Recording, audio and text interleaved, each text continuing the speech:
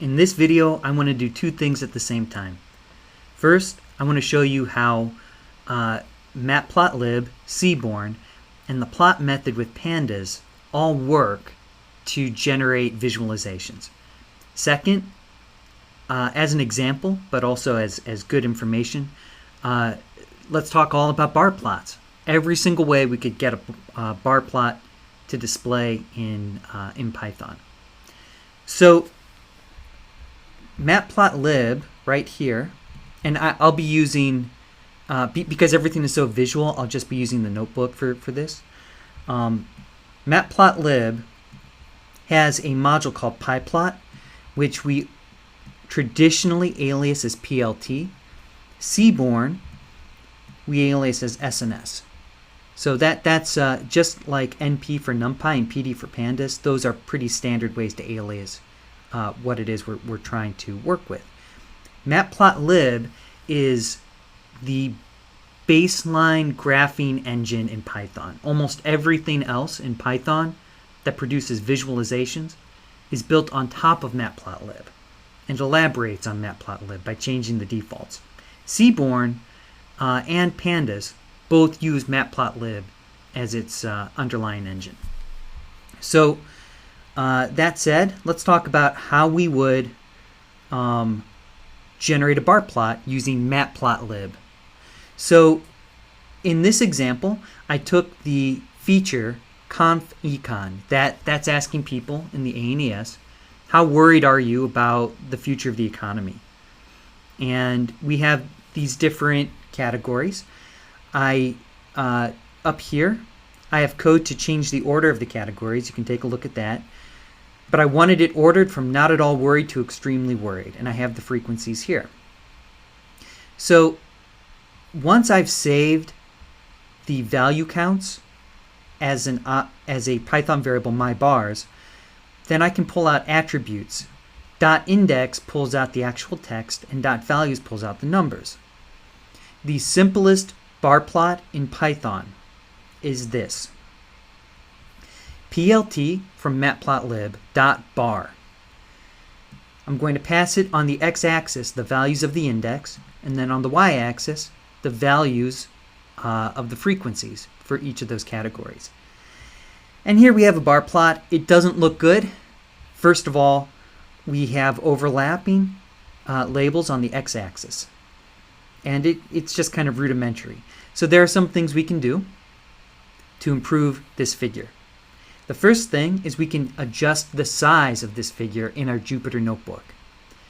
Now, in a Jupyter Notebook, when I type a visualization function like this one, it will appear automatically. If instead I'm working in Spider or I've got just a Python script, I'm going to have to write plt.show in order to display the graphic.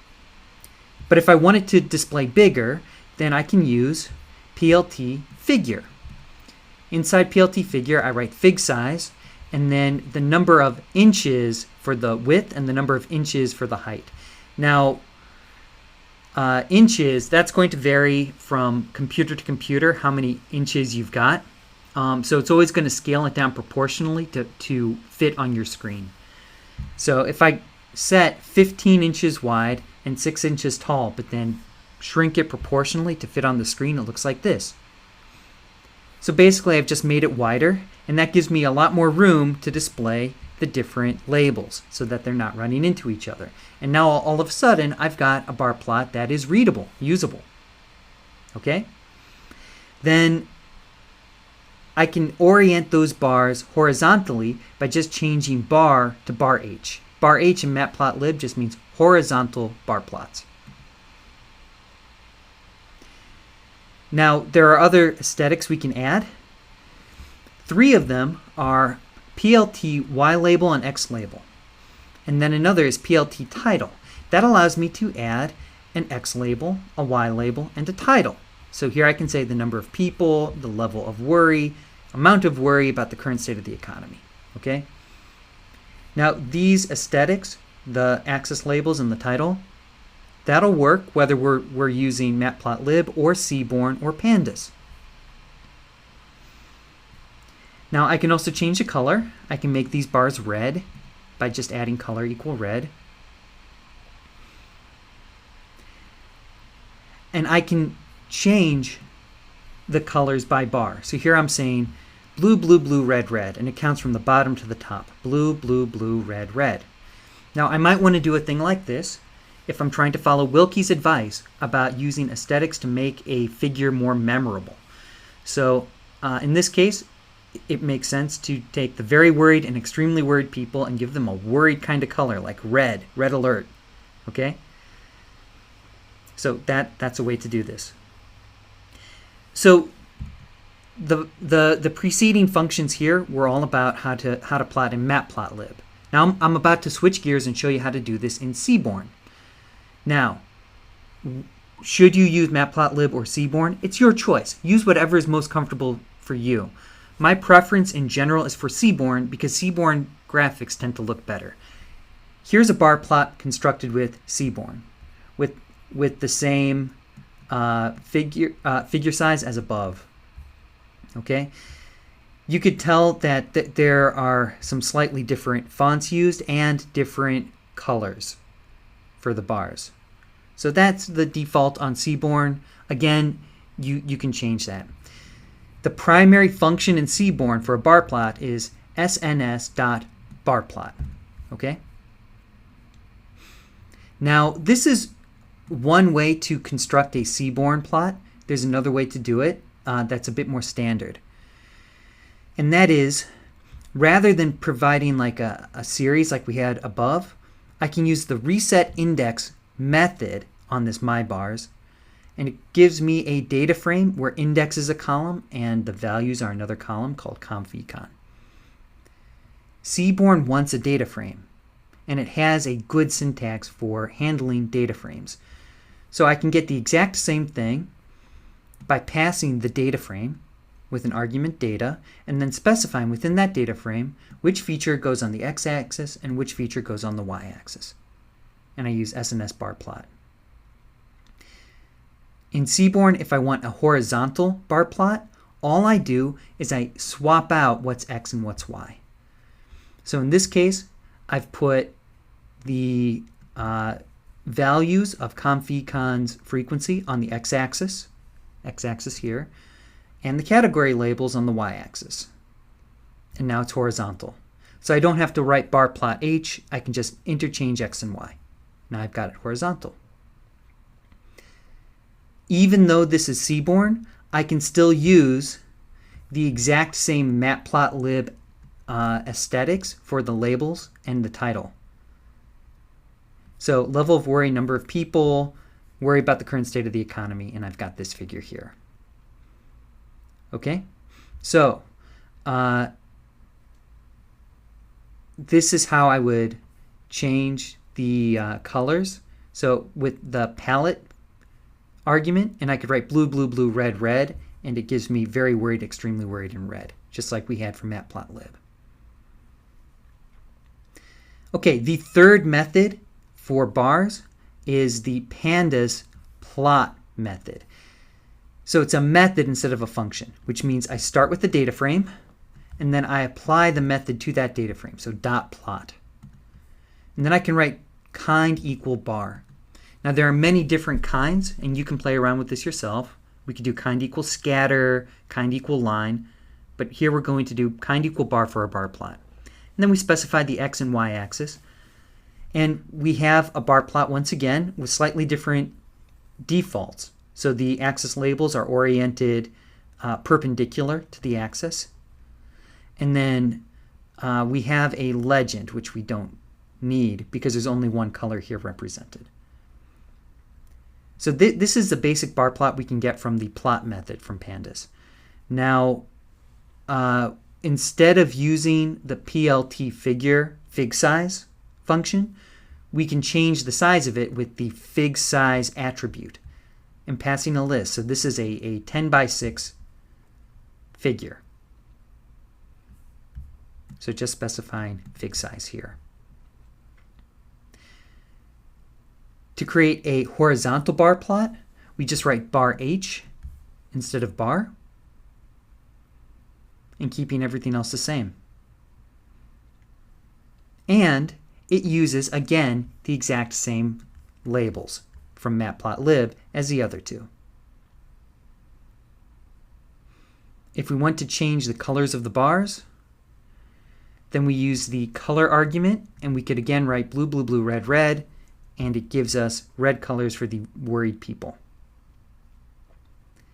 Now notice that we have this legend, which we don't need. In fact, once we start using different colors, the legend is outright misleading because the red bars are also talking about the same feature.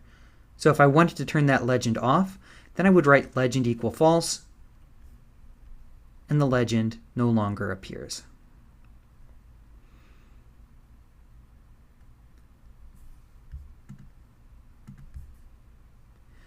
Next, I'd like to tell you about how to annotate a bar plot with text or numbers on the bar plot. So we can always use this function, plt.text. plt.text allows us to write the x-coordinate and y-coordinate for the text that we would like to display. Then we can type the text. In this case, I'm just going to say hello world. And then we can tell it within the text box that is designated by these coordinates, where should the text appear? So I want it centered horizontally and vertically.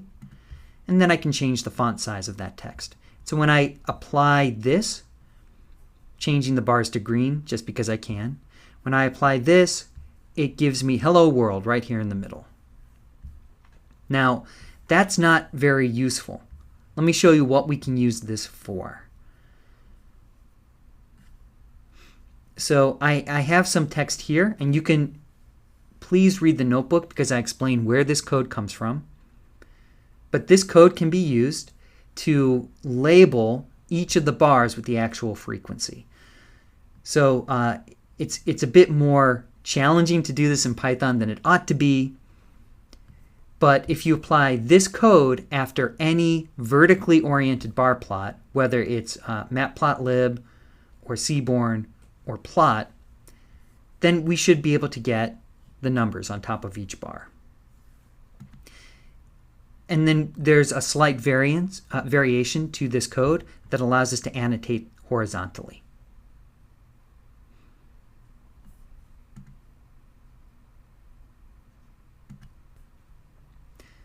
Okay, the last topic is how do we use grouped and stacked bars.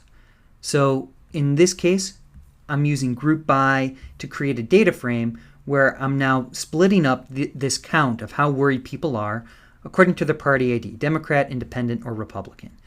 And so I have two features which are categorical that are used to define what the bars are. How can I represent both of these in the same one? So this is much easier in Seaborn and with plot than it is in Matplotlib. So I'll just show you with Seaborn and with plot from pandas. Okay, so here's SNS bar plot. This is from Seaborn. On the x-axis, I've got conf-econ, so it's going to put the categories of conf-econ on the x-axis. And y is a count, right? But I'm also going to write hue meaning vary the color by party ID. And so not only does it give me 3 rectangles on each tick on the x-axis to represent the 3 parties, but it also automatically puts those into a legend. So all I have to do is write hue party ID, and it gives me something like this. The same code from before that annotates them with values can be applied here, even with a second feature. And the same method works horizontally, right? So up here, it's the exact same thing with hue party ID, right? In this case, on the y-axis, I've got my labels. On the x-axis, I've got the number of people, and I can label each one. I can do the exact same thing using the plot method from pandas. Now, what pandas wants is not a data frame using group by, but a data frame that we can construct with crosstab. That puts the categories of one feature in the rows and the categories of another feature in the columns. If we do that, save that crosstab as something called xtab, then I can apply the plot method to that crosstab, and I can create the same kind of figure.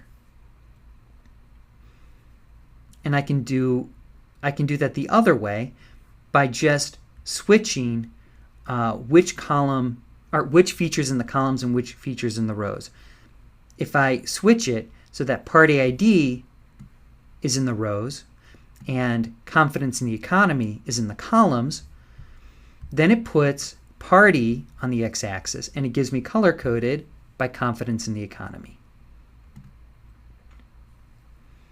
And that also works horizontally, again with the code, to annotate them. Finally, the plot method allows us to create something called a stacked bar plot when we have these different features.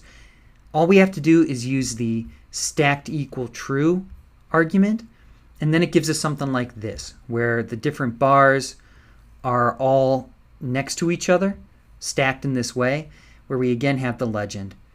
That's useful for looking at the proportion. It's a bit easier this way to see of the total people who are a little worried, what percent appears to be Republican, Democrat, and Independent.